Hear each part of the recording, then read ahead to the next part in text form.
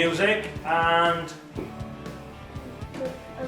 a robot. So it's like a musical robot.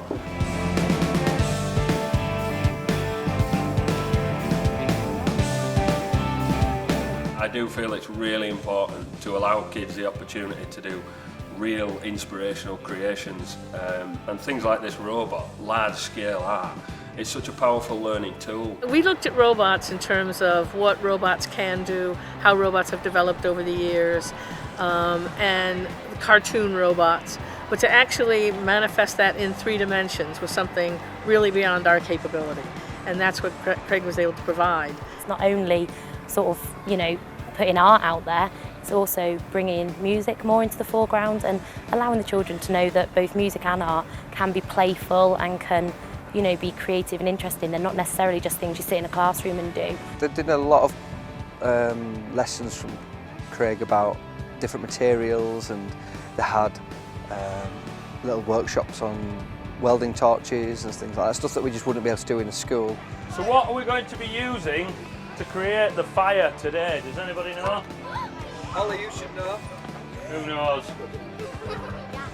Gas. Very well done. It's a flammable gas. Then when we take the heat away, it flashes all the colours in the rainbow. So the first 4 weeks in school, we were essentially creating maquettes, so small versions of the final result. So we already had an idea of how it was going to look. And then I came back to my workshop and used all the professional techniques. I really bring it to life for them and try and give something permanent that can be a bit of a legacy as well for the kids involved.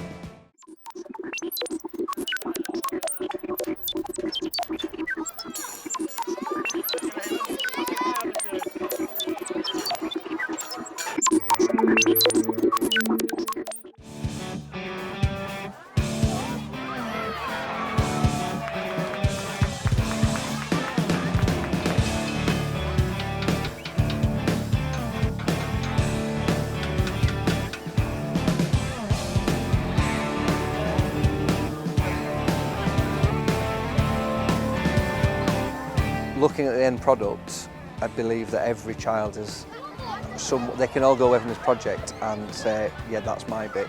He is one with the kids. He explains everything really clearly. They are really engrossed when they're working with him, and he's been a wealth of information for them. They've had a really good experience. I allowed them the freedom to develop it themselves, and they really took that responsibility on. And soon enough, they were just ignoring me and really focusing on the task. He turns up in his silly bright orange boiler suit. He's different to a shirt-wearing teacher, although he's still imparting lots of knowledge. And so they were just a lot more comfortable with him in making mistakes and just being, whereas before they might say, oh, that's a silly idea, I'm not going to bother, they just were able to do that. I think their approach to teaching and allowing people from other areas, not just teaching, to come in and try and work together is a brilliant thing to do. We're not just here to make people be wonderful at the times tables and to write perfect sentences. We want them to grow and have new experiences, which stuff like art and music, DT allows them to do. And you never know, we might have the next Craig Dyson. Are you ready? 3, 2, 1, robot!